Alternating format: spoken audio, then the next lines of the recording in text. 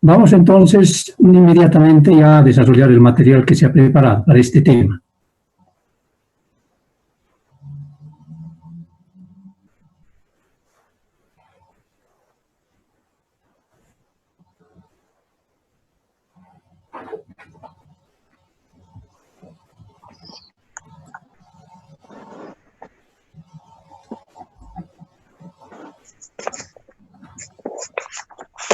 Capítulo 2. Losas en dos direcciones apoyadas en los bordes.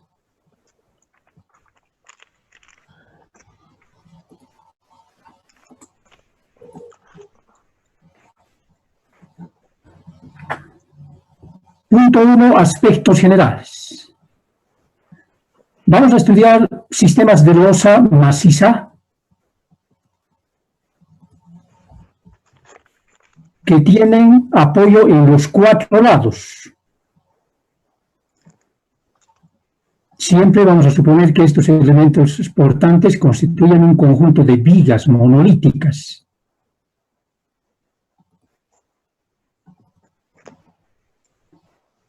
Una vista isométrica y otra vista en planta, como estamos observando. Cortes en las dos direcciones, el resultado es este. Se puede percibir la presencia de los apoyos para los dos cortes. Otra condición fundamental. En términos de deformación y respecto a los apoyos, se supone que los apoyos tienen suficiente rigidez, de tal manera que la deformación experimentada bajo carga por los mismos apoyos no se toma en cuenta. Estos apoyos son muy pequeños, no influyen en el comportamiento estructural de la losa. Para que se cumpla esta condición, el peralte total del apoyo o de la viga debe ser al menos, o no debe ser menor a 3 veces el peralte de la losa.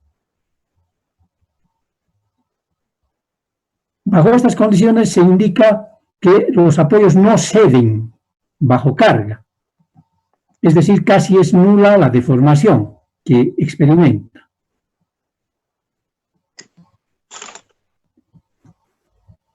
La carga aplicada sobre estas estructuras. Se supone teóricamente que esta es una carga superficial que está actuando normalmente al plano medio de color azul. Aquí podemos observar a ese plano medio teórico. Y que la deformación característica para un elemento básico de área de A es la que estamos ya viendo en la figura siguiente, esta. Se puede observar flexionamiento del elemento en las dos direcciones, flexión, flexión, direcciones perpendiculares. A diferencia de la deformación característica para las otras losas, que tienen solamente dirección en una, mejor dicho, acción estructural en una dirección, flexionándose por lo tanto en una dirección, en esta el flexionamiento ya es en dos direcciones. La superficie conformada es aquella que corresponde a una superficie de doble curvatura. Doble curvatura. Y en cada punto, por lo tanto, al existir curvatura, se presentarán internamente como reacciones, momentos flectores, para los cuales se exige o se debe tener el requerimiento para el diseño de la armadura correspondiente. Por resistencia, entonces, y bajo este comportamiento bidireccional, la armadura que se requiere en la zona de tracción es para ambas direcciones, porque en ambas direcciones se van a hacer presentes momentos flectores.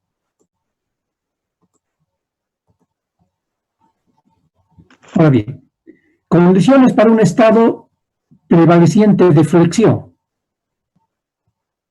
La teoría propuesta considera que la placa es suficientemente delgada para producir un estado de solicitación predominante de la flexión. Esto se controla mediante las relaciones que ya estamos observando,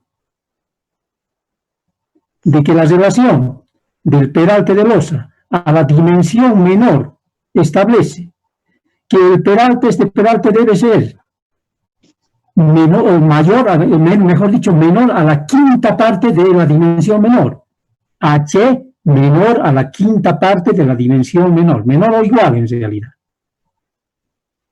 Y que la flecha presente, la flecha mayor presente en la estructura, en su estado deformado, debe ser menor a la quinta parte del peralte.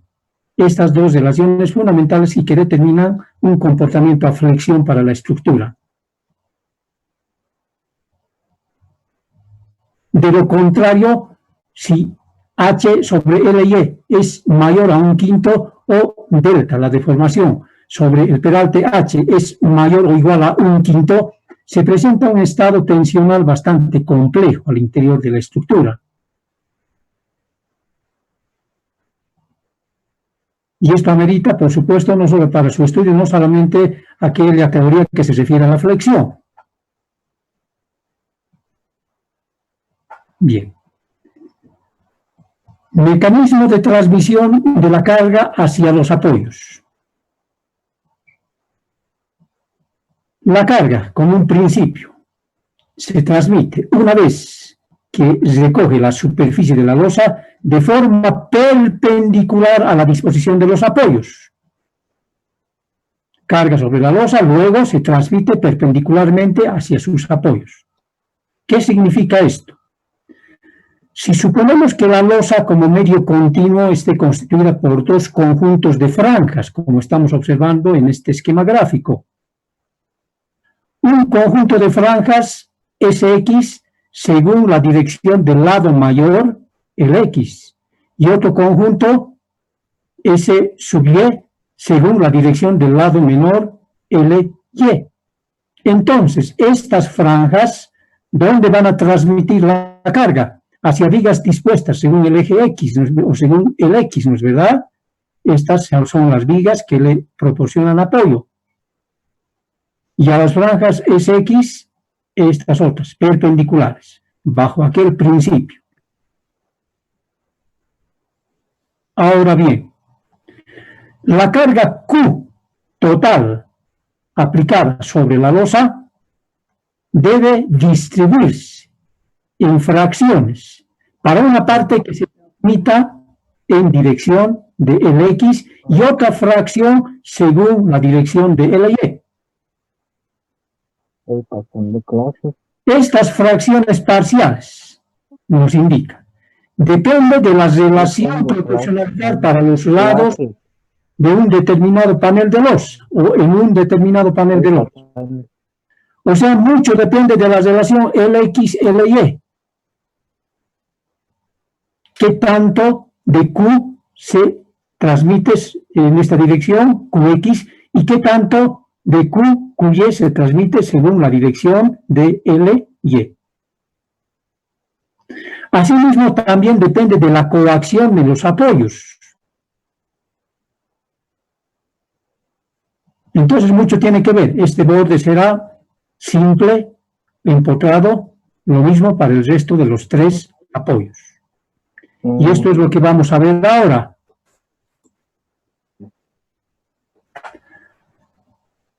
De aquella composición de franjas para el medio continuo, vamos a tomar solamente dos franjas representativas.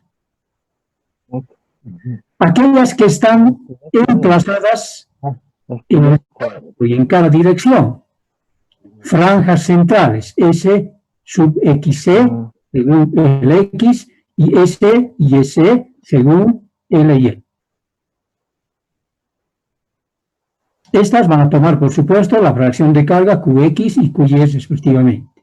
De tal manera que, por principio de la estática, QX más QY es igual a Q, el 100% de la carga aplicada.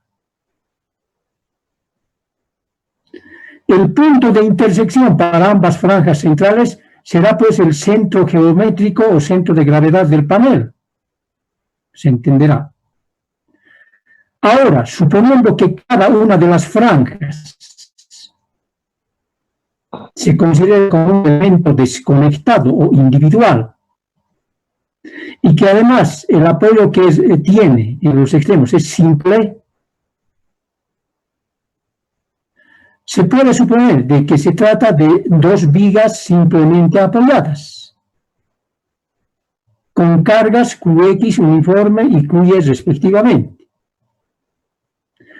Calculando la flecha común en el centro, por supuesto, como es el punto común, ahí es donde se va a producir el mayor corrimiento vertical o la deflexión vertical delta. Delta X para esta viga es igual a delta Y para esa otra viga perpendicular. La deformación para una viga simplemente apoyada, bajo carga uniformemente distribuida, está dada, como sabemos bien, por estas expresiones. La constante 5 sobre 348, la carga, la longitud correspondiente a la cuarta potencia y sobre E.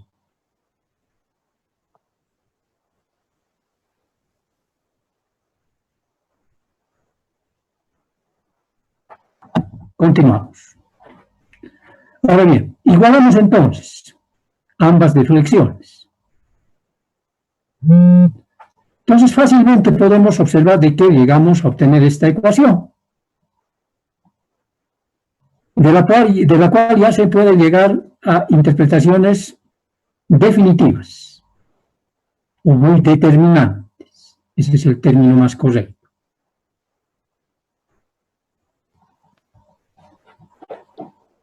La división de las cargas, de las fracciones de carga, simple operación, ¿no es cierto? Igualando estas dos ecuaciones. La constante se elimina, entonces dejamos en un miembro a la relación Qy sobre Qx y en el otro miembro a la relación Lx a la cuarta sobre Ly a la cuarta, porque Y también como constante se va a simplificar y este es el resultado.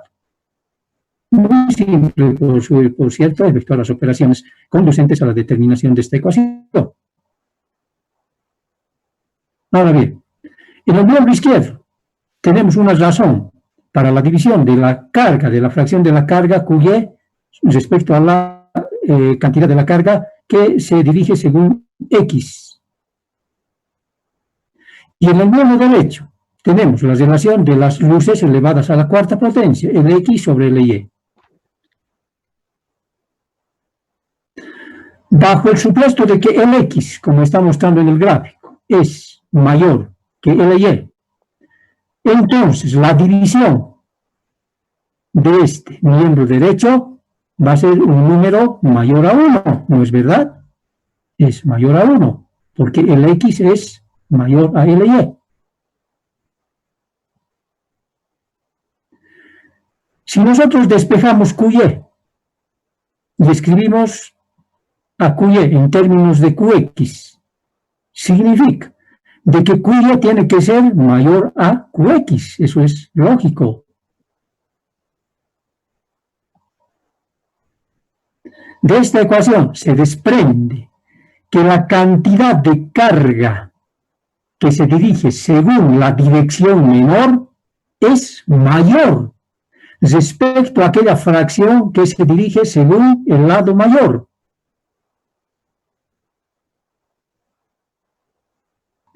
Operando esta ecuación para una relación de Lx, el lado mayor, 2 veces el lado menor. Asimismo, considerando de que Qx más Qy es igual a Q, la carga total. Simples operaciones matemáticas, siempre efectuadas en esta ecuación, determina que Qy es igual a esta cantidad y Qx a esta cantidad.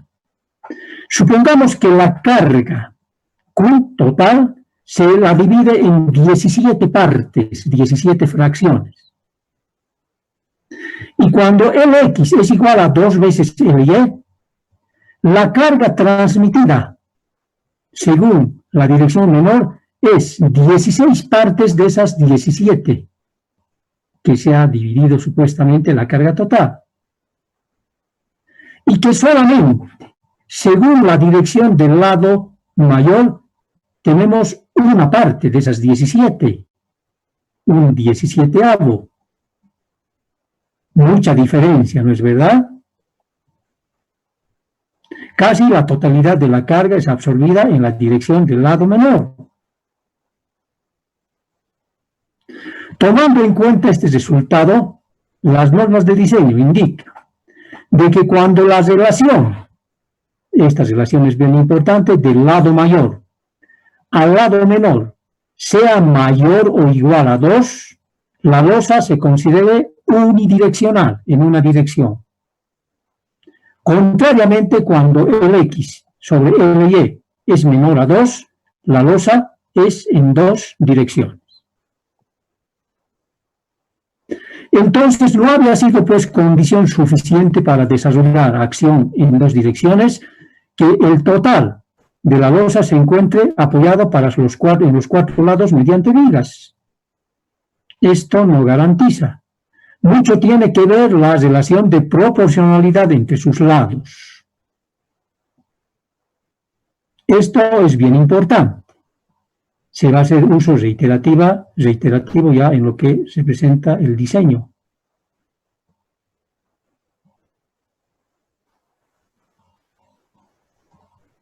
Punto 2. Peralte de losa.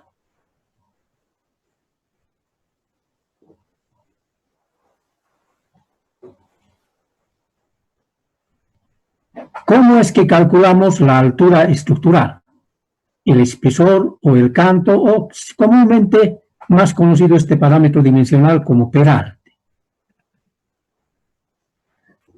Criterios de las normas. Según la EH08, también el Código Boliviano del Hormigón adopta el mismo criterio. Si tenemos un panel de losa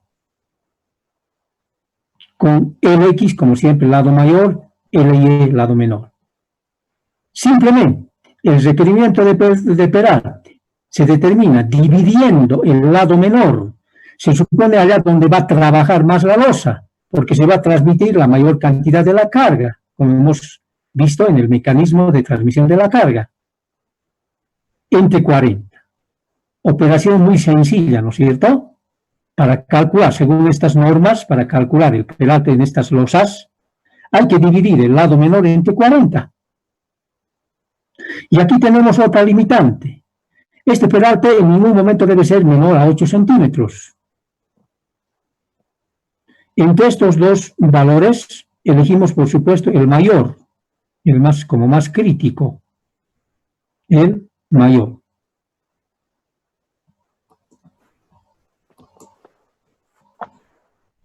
¿Qué es lo que nos propone el reglamento ACI 318? Presenta un método semiempírico, dice, para el control de deflexiones excesivas. A través de este método se efectúa una evaluación de la rigidez total de la estructura, no solamente de la placa, también se consideran las rigideces de los apoyos.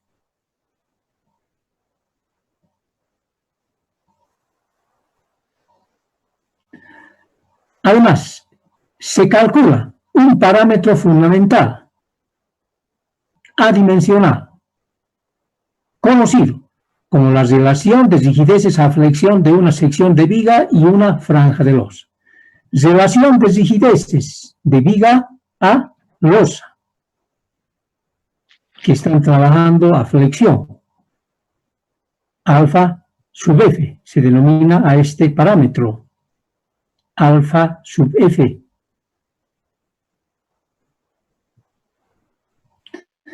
Debido a que la construcción es monolítica, es decir, la placa y sus apoyos se construyen de una sola vez. Esa es una característica de las estructuras de hormigón armado, ¿no es verdad? Se utiliza un mismo material, por lo tanto. Y aquí en esta ecuación para alfa sub F, E es el módulo elástico para el material, en este caso para el hormigón. Hormigón de la viga, hormigón de la losa. Beam para viga y shell para losa. Entonces, Se simplifican estos dos términos y nos queda simplemente, para el cálculo de alfa F, la división de los momentos de inercia para la sección efectiva de la viga y la sección efectiva de la losa. División entre momentos de inercia respecto al eje de flexión, se supone.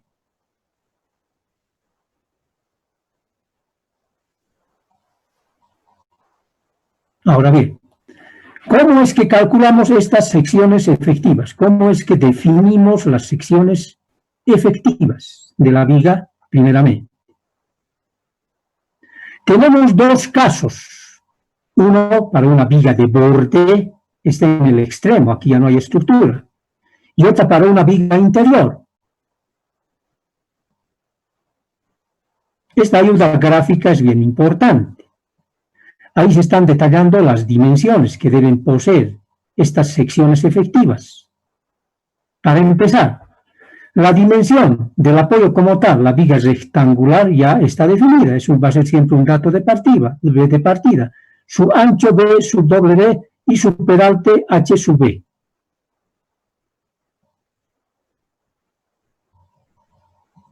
Parte de ese peralte está contenido el peralte de la losa. Como el propósito del método es la obtención de este parámetro, entonces, preliminarmente podemos asumir un valor de peralte utilizando esta ecuación muy elemental, observen,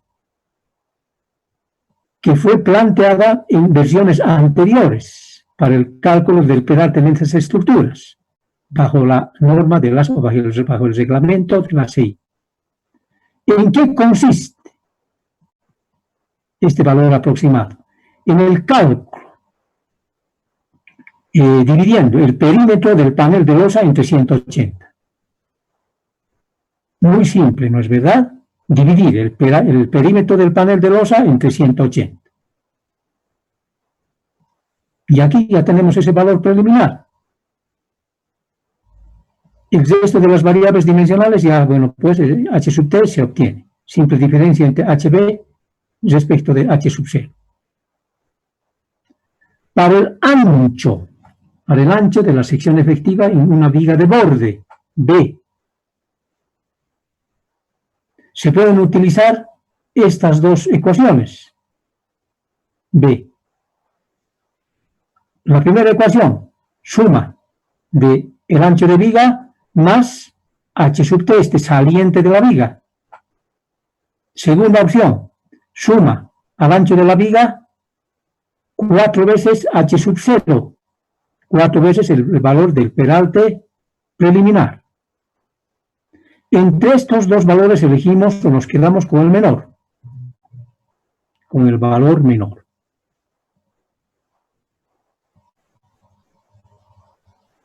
Algo similar para una viga interior o en el interior. Como pueden ver, respecto a la viga de borde, tiene una forma de T, porque en su comportamiento a flexión y formando parte de un todo, se supone que va a haber contribución de la placa en cierta cantidad y que definen un ancho B. Para este caso, las relaciones que nos permiten determinar este parámetro dimensional de B son estas. Y como antes, entre ellas elegimos el valor menor.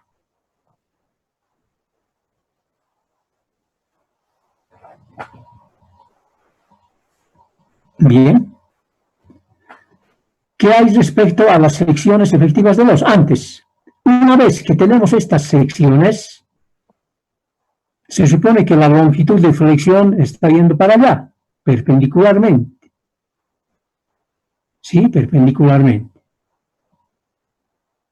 El eje de flexión estará por aquí, un eje Z, por ejemplo.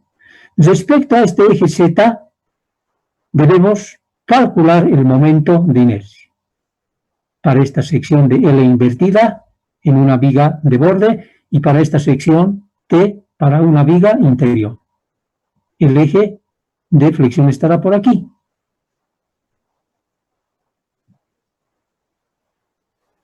Esos cálculos, por supuesto, damos por entendido que los podemos salvar sin ninguna dificultad. Secciones efectivas ahora para la losa. Para poder calcular alfa sub f ya tenemos el numerador. El denominador, la sección efectiva de losa. De esta sección debemos calcular el momento de inercia. Para una viga de borde, mejor dicho, la sección efectiva de la losa relacionada con una viga de borde. Aquí estamos observando. Para el ancho de influencia tomamos en cuenta la mitad de cada longitud en cada tramo al mismo tiempo. Es decir, una línea teórica que trazamos L1 medios, L1 medios. Otra línea teórica para el segundo panel, L2 medios, L2 medios, como estamos observando. Hasta para el tercer panel, línea media, L3 medios, L3 medios. Y de toda esta división ya es bastante simple determinar la sección. H sub 0, por supuesto, será la altura de la losa, la altura preliminar. Y el ancho es igual, todo lo que estamos viendo de una coloración o con una coloración resaltada. Será L1 medios más el ancho de la viga medios, ¿no es cierto? Por lo tanto, el momento de inercia directamente para esta sección rectangular, aquí está el eje de flexión, será igual al ancho multiplicado por la altura al cubo y sobre 12, como bien sabemos. La sección efectiva de la losa asociada a una viga interior, la estamos observando. El ancho que corresponde a tomar será L2 medios por izquierda y L3 medios por derecha. Por lo tanto, su momento de inercia, bastante simple para calcularlo. El ancho, L1 medios más L2 medios por la altura al cubo dividido entre 12.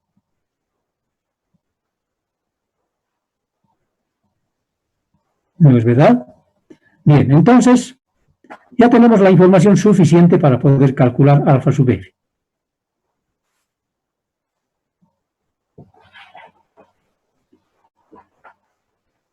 Para el cálculo ahora del peralte de forma concreta, una vez que se han efectuado las operaciones anteriores,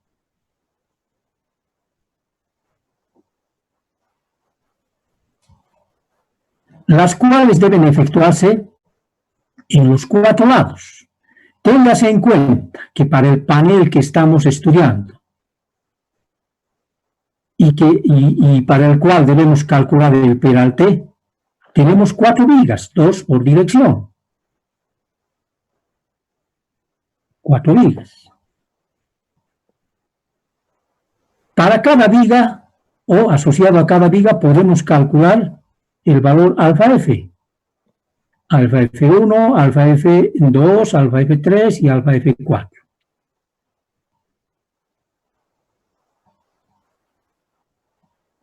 Entonces, para el panel en estudio, si tenemos 4 valores de alfa sub f asociados a sus 4 apoyos, podemos determinar el valor promedio. Operación muy fácil, ¿no es verdad?, por realizar. Alfa sub fm, alfa sub fm, valor promedio. Luego, ingresamos al empleo de ecuaciones muy sencillas que nos propone el mismo reglamento, cuya tabla aquí la estamos observando, la he extractado directamente la tabla. Ustedes tienen ese material.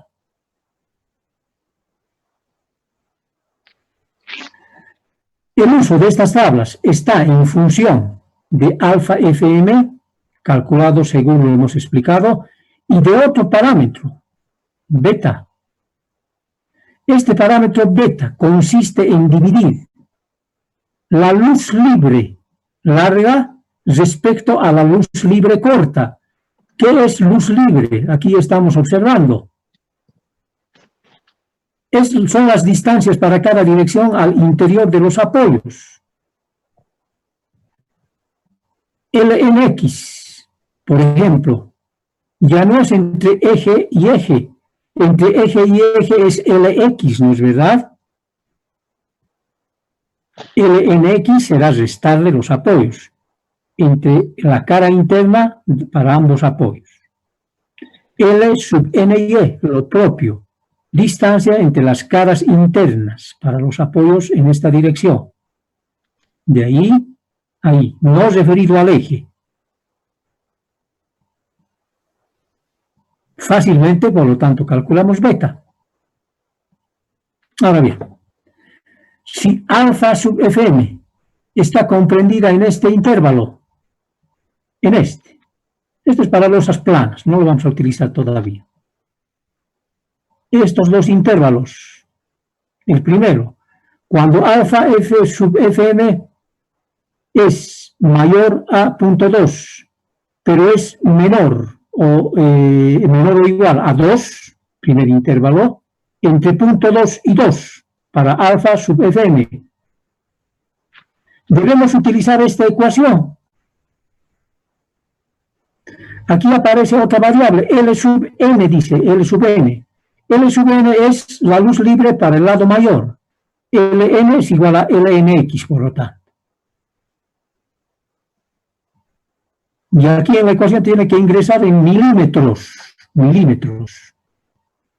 Multiplicamos por 0.8 más Fy, la resistencia a fluencia para el acero, en Newton milímetro cuadrado, megapascales, sobre 1400, dividido entre 36 más 5 beta por paréntesis alfa Fm menos 0.2.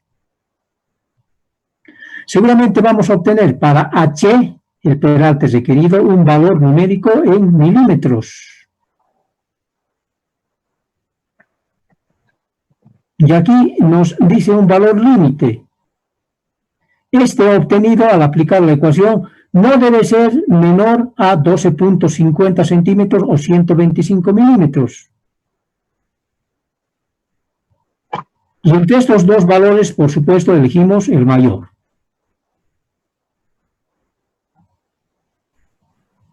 Cuando alfa sub Fm es mayor a 2,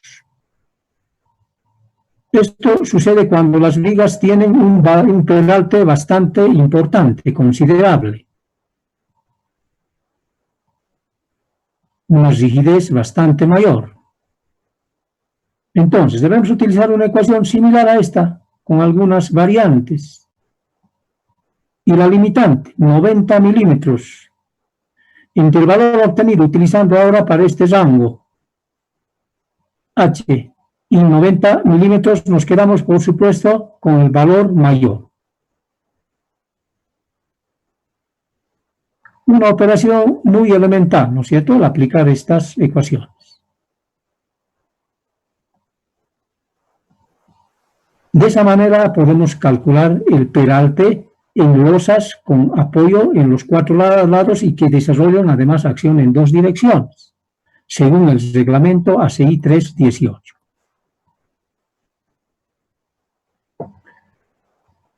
Análisis estructural. Las losas en 2 direcciones, apoyadas sobre vigas, son altamente hiperestáticas, fundamentalmente por su condición de apoyo. Todos los puntos perimetrales tienen apoyo, se entenderá. Ahora bien, ¿cómo es que podemos determinar la respuesta interiormente que se desarrolla en este tipo de estructuras? Recurriendo a métodos clásicos, o los podemos calificar como métodos exactos. Estos métodos están fundamentados en la teoría de la elasticidad. Dice, consideran al material homogéneo, isótropo y de comportamiento elástico lineal, por supuesto. Siguen la ley de Hooke. Si se examina un elemento básico del plano medio, un elemento de A, de dimensiones de X en una dirección y de Y en otra dirección, con un sistema de coordenadas definido aquí en esta arista, o en este vértice, mejor dicho, en este vértice del elemento infinitesimal, rectangular.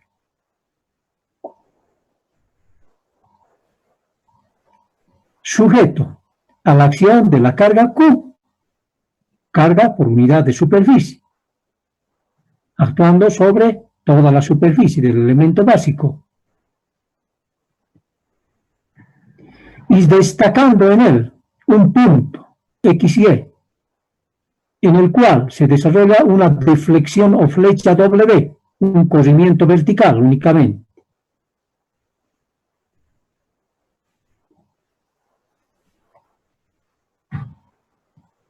En la siguiente figura estamos observando para el mismo elemento básico un diagrama de cuerpo libre donde presenta las reacciones internas en los cuatro lados.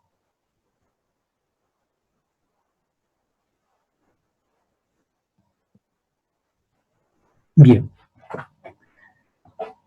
Aquí, la propuesta de un conjunto de ecuaciones diferenciales en derivadas parciales para estas reacciones internas y que están expresadas por unidad de longitud. Por unidad de longitud. Para los momentos flectores, ubicamos estos momentos flectores. Según alrededor del eje Y, es decir, según la dirección del eje X. Flexión según la dirección del eje X, en un extremo y en el otro extremo. Será este valor más un infinitésimo. Mx se calcula mediante esta ecuación. Para el otro momento flector, según Y, la flexión según Y, es decir, rotando alrededor de X, en una cara y en la otra cara. La ecuación que nos permite calcular, también expresada en términos de la función W, el corrimiento para un punto genérico de la losa. Este es el momento torsor, en una cara y en la otra cara. Su ecuación correspondiente. Fuerzas cortantes en dirección o para X. Una cara, otra cara. La ecuación correspondiente y la fuerza cortante según Y, una cara y en otra cara. ¿Y cómo es que podemos calcular? Aquí existe además un parámetro, D, en todas las ecuaciones. ¿Y qué es D?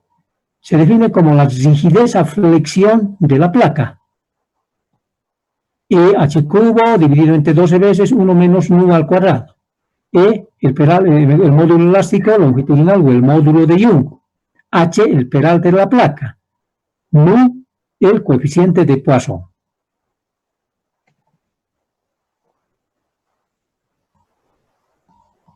Ahora bien, el utilizar estas ecuaciones, bueno, pues, para una aplicación práctica es inviable por la gran complejidad matemática, tal como están planteadas, se entenderá.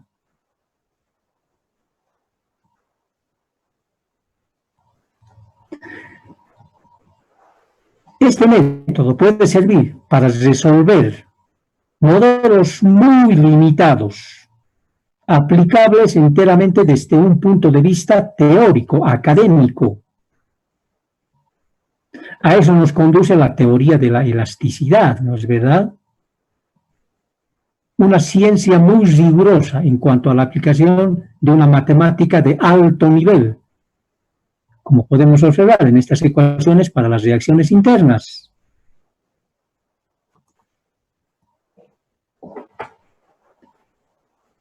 antes. Si sumamos las fuerzas según la dirección del eje Z, considerando por lo tanto también la participación de la carga aplicada, vamos a llegar a obtener una ecuación fundamental. Esta es la ecuación de deformación para las placas, conocida más como ecuación de Lagrange. El conjunto de operaciones matemáticas para llegar a esta ecuación se encuentra en el texto guía, que ustedes también lo tienen desde ayer. Van a poder observar y ahí se encuentra la deducción de esta ecuación. Pero finalmente tiene nada más un carácter enteramente académico, como habíamos mencionado. Para fines prácticos no nos va a servir.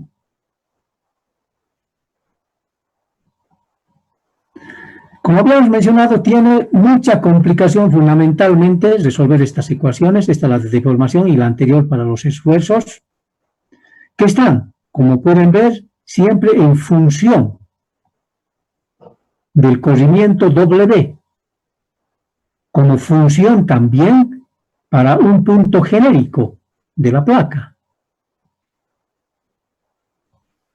La solución matemática se complica, de tal manera que incluso para un cálculo exacto se usan alternativamente métodos numéricos. Es el caso del método de los elementos finitos y el método de las diferencias finitas. Series de Fourier, etcétera, etcétera.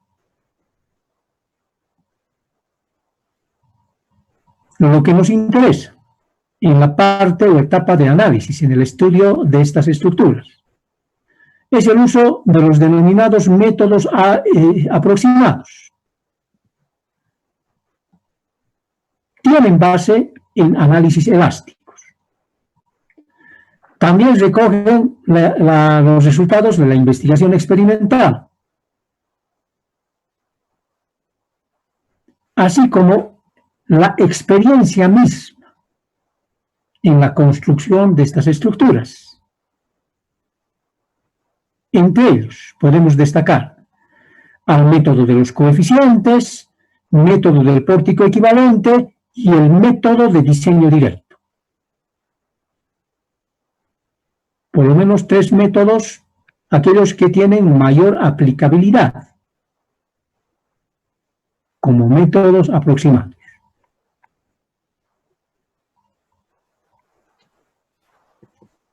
En este semestre vamos a estudiar el método de diseño directo, de cuya aplicación seguramente vamos a obtener fundamentalmente momentos flectores para las dos direcciones, con cuyos valores vamos a diseñar la armadura necesaria.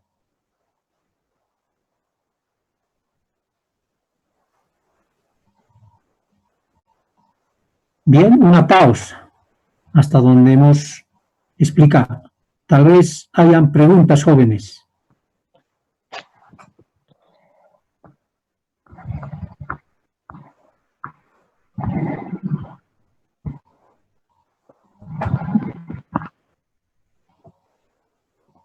Me parece que no las hay. Hoy, en esta clase, he notado que el curso está algo mermado, no hay mucha concurrencia. Será porque,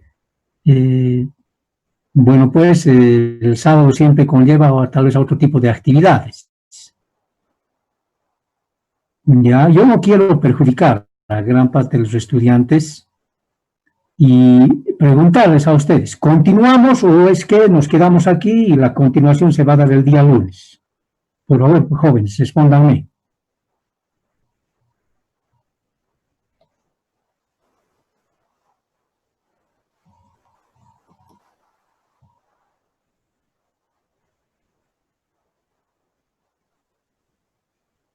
Por mi parte, sería que lo dejemos aquí nomás para no perjudicar a los demás, tal vez.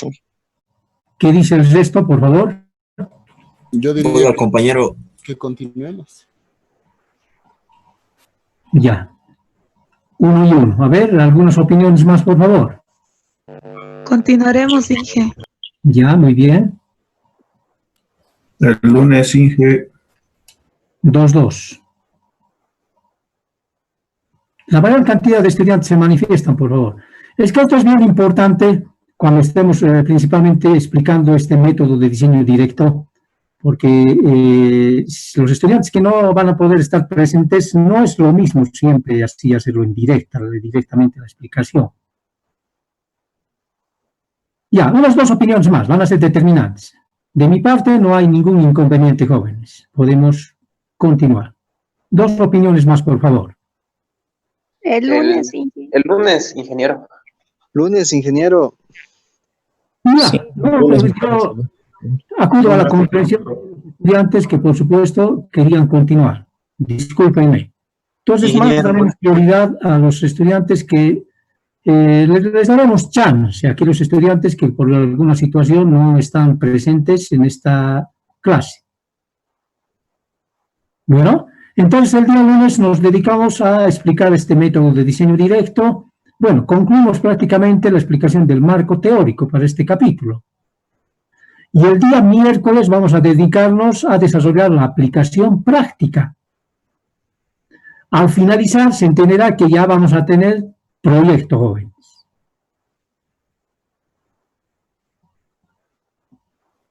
¿Se entiende? está bien, Inge. Sí. Está bien. Bien, entonces sus trabajos también no se descuiden. La práctica tenemos tiempo para entregarla hasta el día lunes. A la dirección de correo electrónico hasta las 24 horas.